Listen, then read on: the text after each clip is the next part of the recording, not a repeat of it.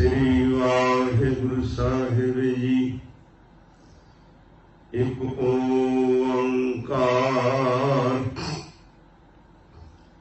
सतनाम करता पुरख निर्भव निर्वैर अकाल मूरत आयुनी सैवन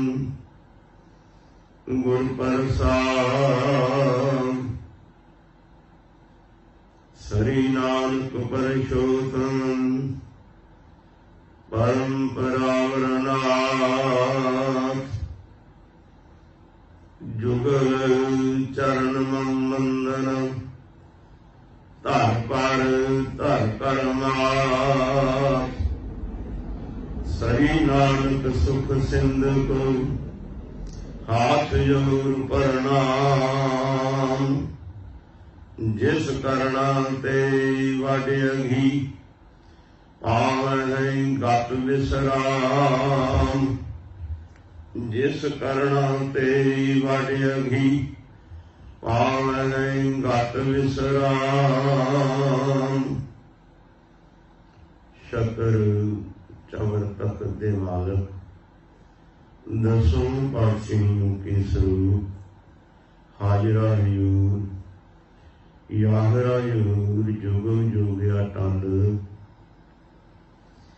आदि श्री गुरु ग्रंथ साहिब महाराज सतगुरु सच्चे पातशाह जी के पावन पवित्र दरबार विखे सुभाईमान गुरु रूप गुरु स्वरूप सत संगी जन भाई फतेह अर्ज है प्रवान करना जी। वाहिगुरु जी का खालसा वाहिगुरु जी की फतेह। मानयोग सत संगी जनों जो कि आद श्री गुरु ग्रंथ साहिब महाराज जी दे दूसरा राग माज की वार दा लड़ीवार विचार कितने समय तो आरंभ है। लड़ी मुताबिक अज माज की वार की 20वीं पौड़ी का पहला श्लोक विचार अधीन है। सतगुरु कृपा करन इस शब्द का विचार अपनी रहमत नदर बख्शे सदका आप ही करवा लें। सो इस शब्द के अंदर श्लोक के अंदर जगत गुरु बाबा धन गुरु नानक देव साहिब महाराज की उपदेश करते हैं। आप श्रवण करो जी। श्लोक महला पहला। नानक गुर संतोख रुख धर्म फुल फल ज्ञान रस रसिया हरिया सदा पक्का कर्म ध्यान। पत की साध खाता लहै दाना कै सिरदान। नानक गुर संतोख रुख धर्म फुल फल ज्ञान रस रसिया हरिया सदा पक्का कर्म ध्यान। पत की साध खादा लहै दाना कै सिरदान। जगत गुरु बाबा धन गुरु नानक देव साहिब महाराज इस पावन पवित्र शब्द के अंदर फरमाते हैं। नानक गुर संतोख रुख संतोख रुख दरखत बिरछ। हे नानक, ये जिहड़ा संतोख रूपी गुर है, गुरु है, संतोख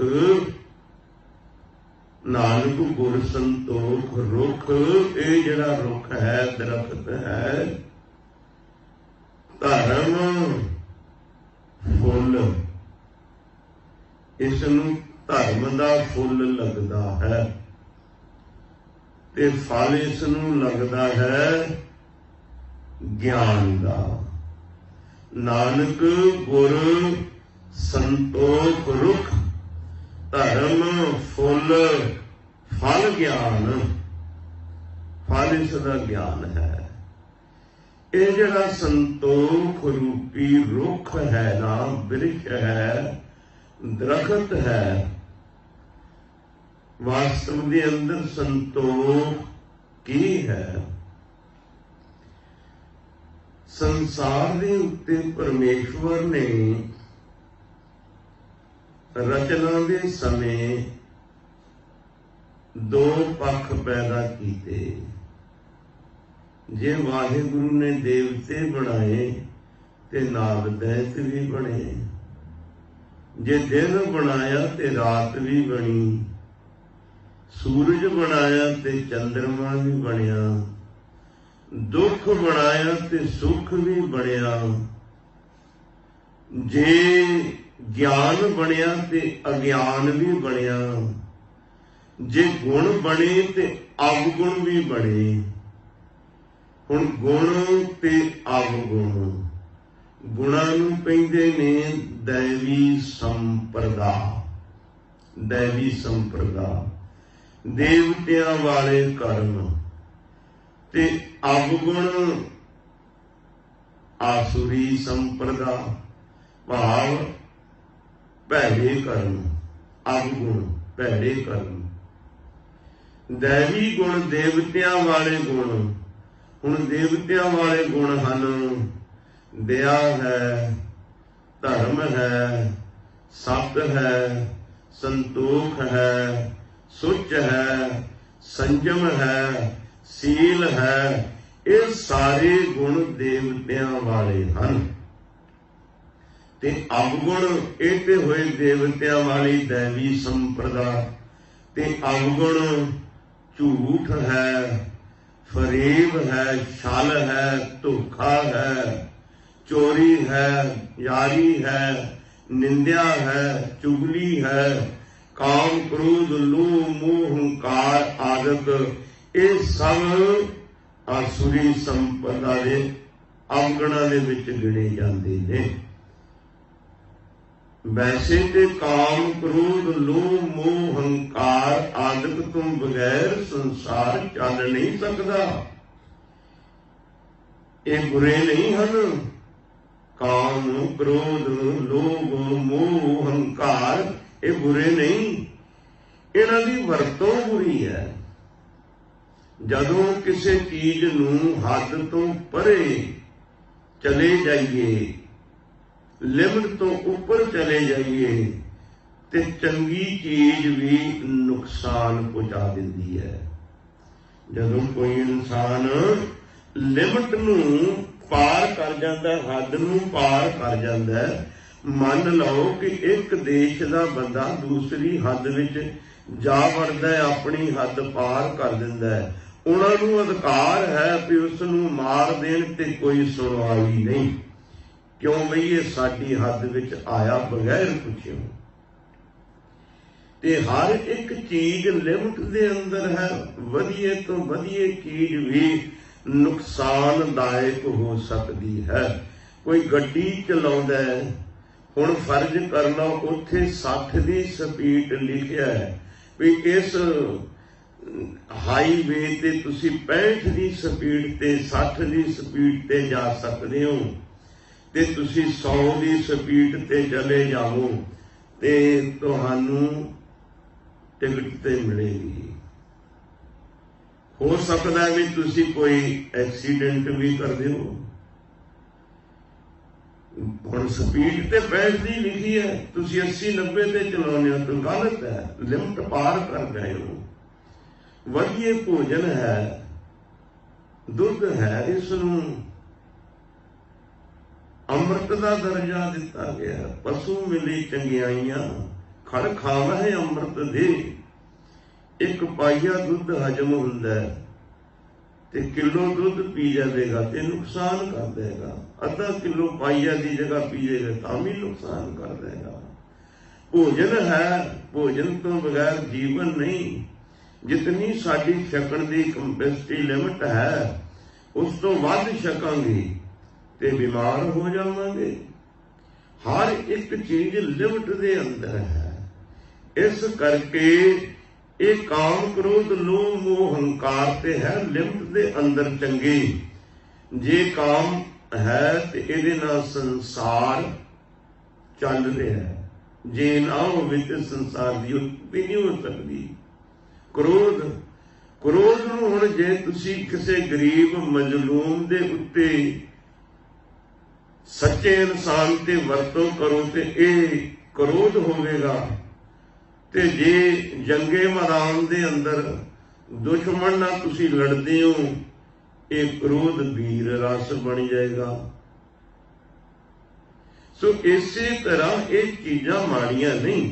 ਮਾੜੀਆਂ ਤੇ ਹੈ ਝੂਠ, ਚੋਰੀ, ਧੋਖਾ, ਪਰਾਈ ਨਿੰਦਿਆ, ਪਰਾਇਆ ਹੱਕ ਖਾਣਾ, ਇਹ ਤੇ ਬਿਲਕੁਲ ਵਿਵਰਜਿਤ ਹਨ। ਖੈਰ, ਇਹ ਹੈ ਅਸੁਰੀ ਸੰਪਦਾ ਤੇ ਦੈਵੀ ਸੰਪਦਾ। ਦਇਆ ਦੇ ਨਾਲ ਜੁੜੇ ਰਹਿਣਾ, ਧਰਮ ਦੇ ਨਾਲ ਜੁੜੇ ਰਹਿਣਾ, ਸੱਤ ਦੇ ਨਾਲ ਜੁੜੇ ਰਹਿਣਾ, ਸੰਤੋਖ ਦੇ ਨਾਲ ਜੁੜੇ ਰਹਿਣਾ, ਸੀਲ ਦੇ ਨਾਲ ਜੁੜੇ ਰਹਿਣਾ, ਸੰਜਮ ਦੇ ਨਾਲ ਜੁੜੇ ਰਹਿਣਾ। ਸਾਡੇ ਸੰਸਾਰ ਦੇ ਵਿੱਚੋਂ ਸੁੱਚ, ਸੰਜਮ, ਸੀਲ, ਸੰਤੋਖ, ਇਹਨਾਂ ਦੇ ਤੇ ਸਾਨੂੰ ਬਹੁਤਿਆਂ ਨੂੰ ਮਾਇਨੇ ਦਾ ਵੀ ਨਹੀਂ ਪਤਾ। ਸੰਜਮ ਕਿਸ ਨੂੰ ਕਿਹਾ ਜਾਂਦਾ ਹੈ, ਸੀਲ ਕਿਸ ਨੂੰ ਕਿਹਾ ਜਾਂਦਾ ਹੈ, ਸੰਤੋਖ ਕਿਸ ਨੂੰ ਕਿਹਾ ਜਾਂਦਾ ਹੈ। ਬਹੁਤ ਲੋਕ ਤੇ ਕਹਿੰਦੇ ਇਹਦਾ ਮਤਲਬ ਕੀ ਹੈ ਜੀ, ਇਹਦਾ ਮਤਲਬ ਨਹੀਂ ਪਤਾ। ਉਹਦੀ ਵਰਤੋਂ ਕਰਨੀ ਤੇ ਦੂਰ ਦੀ ਗੱਲ ਹੈ। ਪਰ ਗੁਰੂ ਸਾਹਿਬ ਜੀ ਕਹਿੰਦੇ ਨੇ, ਨਾਨਕ ਗੁਰ ਸੰਤੋਖ ਰੁਖ। ਸੰਤੋਖ ਹੈ ਜੋ ਪਰਮੇਸ਼ਵਰ ਨੇ ਬਖਸ਼ ਦਿੱਤਾ ਹੈ, ਜੋ ਦੇ ਦਿੱਤਾ ਹੈ, ਉਹਦੇ ਵਿੱਚ ਹੀ ਪ੍ਰਸੰਨ ਰਹਿਣਾ। ਵਾਹਿਗੁਰੂ ਨੇ ਥੋੜਾ ਦਿੱਤਾ ਹੈ ਤਾਂ ਵੀ ਖੁਸ਼ ਹੈ, ਬਹੁਤਾ ਦਿੱਤਾ ਹੈ ਤਾਂ ਵੀ ਖੁਸ਼ ਹੈ, ਦੇ ਦਿੱਤਾ ਤਾਂ ਵੀ ਖੁਸ਼ ਹੈ, ਨਹੀਂ ਦਿੱਤਾ ਤਾਂ ਵੀ ਖੁਸ਼ ਹੈ। ਇਹਨੂੰ ਕਹਿੰਦੇ ਨੇ ਸੰਤੋਖ। ਤੇ ਜੇ ਹੁਣ ਇਨਸਾਨ ਨੂੰ ਸੰਤੋਖ ਨਾ ਹੋਵੇ ਤੇ ਇਨਸਾਨ ਦੇ ਲੋਭ ਤੇ ਤ੍ਰਿਸ਼ਨਾ ਦੀ ਹੱਦ ਕੋਈ ਨਹੀਂ ਰਹਿੰਦੀ, ਟਿਕਾਣਾ ਕੋਈ ਬੰਨਾ ਨਹੀਂ ਰਹਿੰਦਾ ਜਿਸ ਨੂੰ ਸੰਤੋਖ ਨਹੀਂ। ਸੰਤੋਖ ਸੰਤੁਸ਼ਟੀ। ਜੇ ਇਨਸਾਨ ਨੂੰ ਸੰਤੁਸ਼ਟੀ ਨਹੀਂ, ਹਜੂਰ ਕਹਿੰਦੇ ਬਿਨਾ ਸੰਤੋਖ ਨਹੀਂ ਕੋ ਰਾਜੇ। ਸੰਤੋਖ ਤੋਂ ਬਗੈਰ ਰਾਜ ਨਹੀਂ ਹੁੰਦਾ ਇਨਸਾਨ ਨੂੰ। ਜੇ ਸੰਤੋਖ ਆ ਜਾਵੇ ਤੇ ਨਮਕ ਦੇ ਨਾਲ ਇੱਕ ਪ੍ਰਸ਼ਾਦਾ ਛਕ ਕੇ ਵੀ ਇਨਸਾਨ ਪ੍ਰਸੰਨ ਹੋ ਜਾਂਦਾ ਹੈ। ਨਾਲ ਸੰਤੋਖ ਆਵੇ ਤੇ 36 ਪ੍ਰਕਾਰ ਦੇ ਭੋਜਨ ਛਕ ਕੇ ਵੀ ਇਨਸਾਨ ਨਹੀਂ ਪ੍ਰਸੰਨ ਹੁੰਦਾ। ਤ੍ਰਿਸ਼ਨਾ ਨਹੀਂ ਮੁੱਕਦੀ, ਲੋਭ ਨਹੀਂ ਜਾਂਦਾ। ਕਈ ਵਾਰੀ ਇਨਸਾਨ ਇਤਨਾ ਛਕ ਲੈਂਦਾ, ਪੇਟ ਕਹਿੰਦਾ ਕਿ ਬਸ ਹੁਣ ਮੈਨੂੰ ਹੋਰ ਕੁਝ ਨਹੀਂ ਚਾਹੀਦਾ। ਅੰਦਰੋਂ ਤ੍ਰਿਸ਼ਨਾ ਜਿਹੜੀ ਹੈ, ਅੱਖਾਂ ਵੇਖਦੀਆਂ ਨੇ, ਕਹਿੰਦੀਆਂ ਹੋਰ ਖਾ ਲੈ। ਭਾਵ ਸੰਤੋਖ ਨਹੀਂ। ਸੰਤੋਖ ਜੋ ਪਰਮੇਸ਼ਵਰ ਨੇ ਦੇ ਦਿੱਤਾ, ਜਿੰਨਾ ਮਿਲ ਗਿਆ ਉਹਦੇ ਤੇ ਪ੍ਰਸੰਨ ਰਹਿਣਾ। ਉਹ ਲੋਕ ਬੇਸੰਤੋਖੇ ਹੁੰਦੇ ਨੇ ਜਿਹੜੇ ਕਿਸੇ ਵੱਲ ਵੇਖਦੇ ਨੇ, ਇਹਨੂੰ ਜ਼ਿਆਦਾ ਮਿਲਿਆ ਮੈਨੂੰ ਥੋੜਾ ਮਿਲਿਆ, ਇਹਨੂੰ ਦੇ ਦਿੱਤਾ ਮੈਨੂੰ ਨਹੀਂ ਦਿੱਤਾ ਪਰਮੇਸ਼ਵਰ ਨੇ। ਉਹ ਸਮਝਦੇ ਨੇ ਸਾਡੇ ਭਾਗਾਂ ਦੇ ਵਿੱਚ ਇਹੀ ਕੁਝ ਹੈ। ਜਿਹੜੇ ਸੰਤੋਖੀ ਇਨਸਾਨ ਨੇ ਉਹ ਪਰਮੇਸ਼ਵਰ ਦੇ ਉੱਤੇ ਗਿਲਾ ਨਹੀਂ ਕਰਦੇ, ਉਹ ਰੋਸ ਨਹੀਂ ਕਰਦੇ। ਇੱਕ ਮਹਾਤਮਾ जंगल दे विच रहिंदे ने ते जांदे ने पिंड विचों किसे घर जाके खड़े हो जाते ने, सदा करते ने, जो कुछ वो दिंदे ने वो लैके आ जाते ने, उसनूं छक के अपनी बंदगी करते ने, पर सानू रहिंदे ने। एक दिन महात्मा गए पिंड विच, विआह शादी वाला घर सी, उस विआह शादी वाले घर अगे याद सदा की। उन्हां विआह शादी वालियां ने विआह की खुशी दे विच नशे पत्ते कीते सन, धक्के मार के संतां नूं भजा दिता। चलो हाले किसी ने भोजन छकिया नहीं, तुसीं पहलां ही आ वड़े। संतां ने बुरा नहीं मनाया, अपनी कुटिया दे विच आके बैठ गए। कहते परमेश्वर ने वेख्या भी मेरे प्यारे भगत नूं अज इन्हां ने धक्के मार के भजा दिता, दो फुलके नहीं दिते। विआह शादी का खुशी का काम, इन्ने पदार्थ बने ने। कई कहानियां हुंदियां ने, साखियां हुंदियां ने, केवल समझौता देण वास्ते, ज्ञान देण वास्ते वरतियां नहीं हुंदियां। कई लिखारी वो अपना मन की उडारी ना लिख दिंदे ने। ते कहंदे भी परमेश्वर ने जमदूतां नूं कहा कि अज मेरे प्यारे की नरादरी बड़ी कीती है, इन्हां ने दो फुलके नहीं दिते, जाओ इस पिंड नूं सारे नूं अग ला के साड़ दिओ। वो हुण जिहड़े जमदूत वो हथ विच मसाला लैके तुरे आउंदे ने, ते अगे महापुरुष मिल पए। महापुरुष पुछदे ने भी किथे ये मसाला लैके तुरे जाने हो?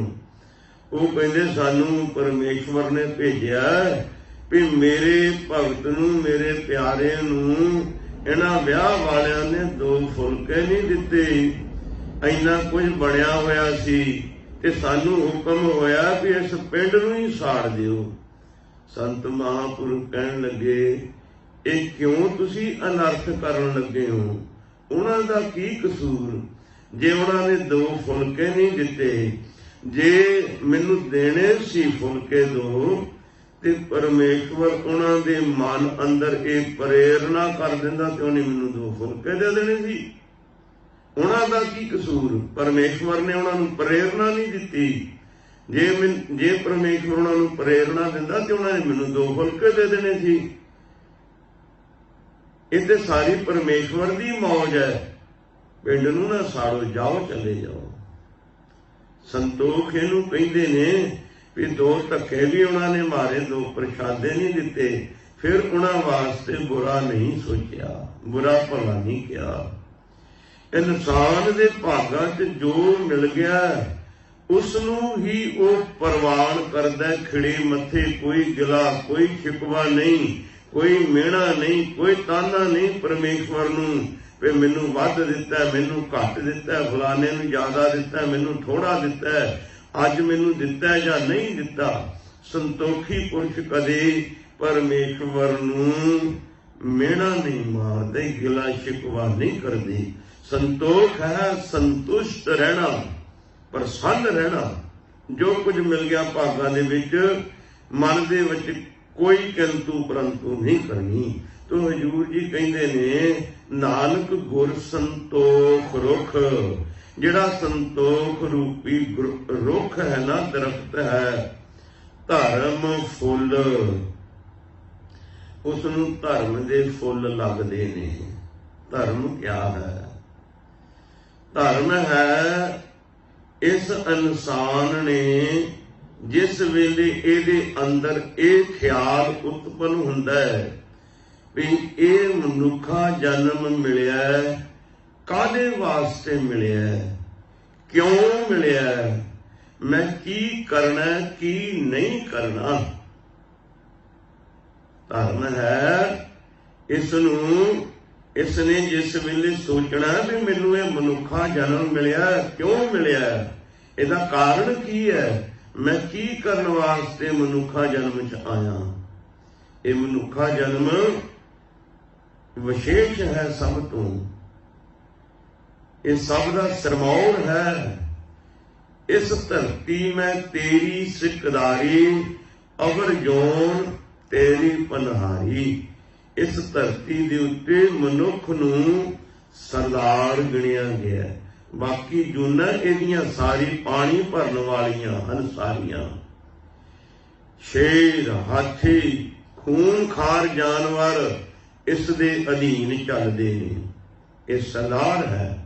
जिहड़ा सरदार हुंदा उहदी जिम्मेवारी भी बड़ी हुंदी है। जिहड़ा राजा हुंदा, जिहड़ा मोहतबर हुंदा, वो एवें नहीं मोहतबर बन जाता, एवें नहीं किसी नूं सरदारी चौधरी दिती जाती। नाल जिम्मेवारियां दी पंड भी बड़ी तकड़ी हुंदी है। ते जे ये मनुख है, इस मनुख दीयां जिम्मेवारियां भी बड़ियां ने। पशुआं वाले काम करे ते मनुख नहीं, देखण नूं मनुख है। सो इस करके मनुख दे कर्म मनुखां वाले, इंसानां वाले होने चाहिए ने। तुसीं कई वारी वेखिआ भी कोई कुत्ता, खोता जां कोई होर जानवर गलती करदा जां कुछ नुकसान करदा, कुत्ता जे नुकसान करदा ते उहनूं कोई नहीं कहंदा भी कुत्तिया कुत्ता बण, नहीं ते तैनूं कुत्ता बना दिआंगा। खोते नूं कोई नहीं कहता भी खोतिया खोता बण, नहीं तैनूं खोता बना दिआंगा। एक इंसान ही है, इस नूं कहंदे होए बंदा बन जा, नहीं ते बंदा बना देंगे। इहदा मतलब बंदा बंदा नहीं, बंदियां वाले कर्म नहीं ते आपे नहीं बंदा। जदों बंदियां वाले कर्म नहीं ना करदा, जदों गलत काम करदा ते सियाणे कहंदे ने बंदा बन जा, बंदा नहीं ते बंदा बना देंगे। इहदा मतलब बंदा नहीं, शरीर ही बंदियां वाला है। तो बंदा अगों है जदों बंदियां वाले गुण होण। मैं बड़ी वारी इस गल का विचार किया है। उही इंसान उसनूं कहंदे ने दैत राक्षस। जदों उहदे कर्म बदल जाते ने, गुण बदल जाते ने, उही इंसान देवता संत भगत बन जाता है। जे बुरे कर्म करदा, गाली गलोच हुंदा, लड़दा भिड़दा ते कहंदे नहीं ये दैत है, राक्षस है, इंसान थोड़ा। उही इंसान अपना जीवन सुधार लैंदा, हर एक नाल प्यार करदा, हर एक नाल मिठा बोलदा, हर एक नाल मिल के चलदा। लोकी कहंदे देवता बन गया, संत बन गया, भगत बन गया। बदलिया की? उही शरीर है, उही नक कन अखां मूँह ने। विचार बदल गए, गुण बदल गए। सो ये इंसान इंसान तां है जे इंसानां वाले कर्म करे। ते हजूर कहंदे ने ये इंसान जिहड़ा इहदे अंदर संतोख है, ये रुख ते धर्म इस नूं फुल लगदा है।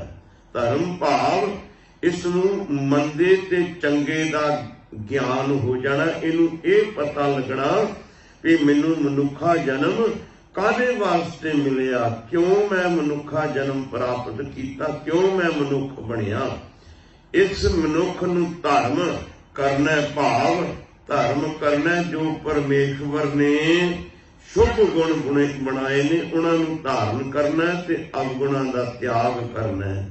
असी धर्म दा पैमाना बहुत घटिया जिहा रख लिया, पर साडे लोगां ने धर्म दा लोगो बाहरी बना लिया।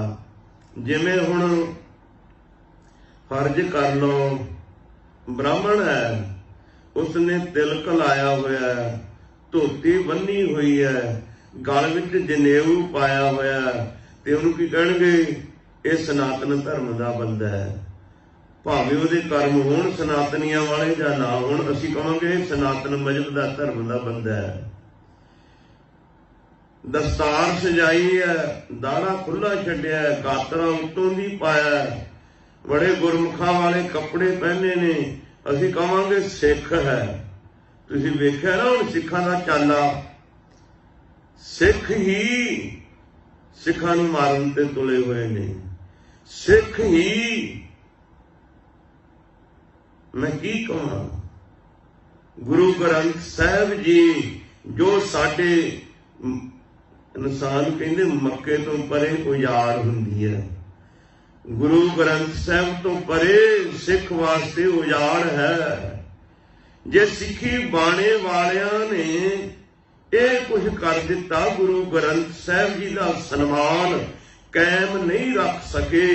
ਗੁਰੂ ਗ੍ਰੰਥ ਸਾਹਿਬ ਜੀ ਨੂੰ ਵੇਚ ਵੱਟ ਕੇ ਜੇਬ ਵਿੱਚ ਪੈਸੇ ਪਾ ਲੈ, ਐਸੇ ਇਨਸਾਨ ਨੂੰ ਕੀ ਸਿੱਖ ਕਹੋਗੇ ਤੁਸੀਂ? ਇਹ ਪੈਮਾਨਾ ਸਾਡਾ ਗਲਤ ਹੈ। ਸੋ ਇਸ ਕਰਕੇ ਧਰਮ ਬੁਰੇ ਭਲੇ ਦਾ ਸਮਝ ਹੋਣੀ। ਇਹ ਧਰਮ ਜਿਹੜਾ ਹੈ ਸੰਤੋਖ ਰੂਪੀ ਰੁੱਖ ਨੂੰ, ਦਰਖਤ ਨੂੰ ਫੁੱਲ ਲੱਗਿਆ ਹੈ, ਤੇ ਫਲ ਇਹਦਾ ਕੀ ਹੈ? ਹਜ਼ੂਰ ਕਹਿੰਦੇ ਨਾਨਕ ਗੁਰ ਸੰਤੋਖ ਰੁੱਖ, ਧਰਮ ਫੁੱਲ ਫਲ ਗਿਆਨ। ਗਿਆਨ ਹੈ ਇਸ ਦਾ ਫਲ। ਜਿਸ ਵੇਲੇ ਇਨਸਾਨ ਨੂੰ ਧਰਮ ਦੀ ਸੋਝੀ ਆਉਂਦੀ ਹੈ ਨਾ, ਤੇ ਫਿਰ ਇਸ ਨੂੰ ਗਿਆਨ ਹੁੰਦਾ ਹੈ। ਗਿਆਨ ਹੈ ਫਲ। ਮੈਂ ਬਾਰ-ਬਾਰ ਫਿਰ ਉਹੀ ਗੱਲ ਕਰਾਂ, ਅਸੀਂ ਧਰਮੀ ਇਨਸਾਨ ਦਾ ਪੈਮਾਨਾ ਹਲਕਾ ਜਿਹਾ ਰੱਖ ਲਿਆ, ਐਵੇਂ ਹੀ ਬਾਹਰਲਾ ਦਿਖਾਵਾ ਹੀ। ਭਾਈ ਜਿਹੜਾ ਗਿਆਨਵਾਨ ਇਨਸਾਨ ਹੈ ਨਾ, ਉਹ ਬੁਰਾ ਕੰਮ ਨਹੀਂ ਕਰਦਾ। ਉਹਨੂੰ ਪਤਾ ਹੈ ਵੀ ਆਹ ਕਰਮ ਮਾੜਾ ਹੈ, ਆਹ ਚੰਗਾ ਹੈ।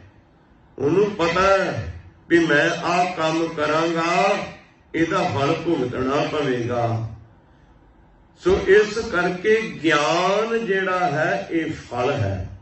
ਸੰਤੋਖ ਰੂਪੀ ਰੁੱਖ ਨੂੰ ਧਰਮ ਦਾ ਫੁੱਲ ਲੱਗਦਾ ਹੈ, ਗਿਆਨ ਦਾ ਫਲ ਲੱਗਦਾ ਹੈ। ਗਿਆਨ ਕਿਆ ਹੈ?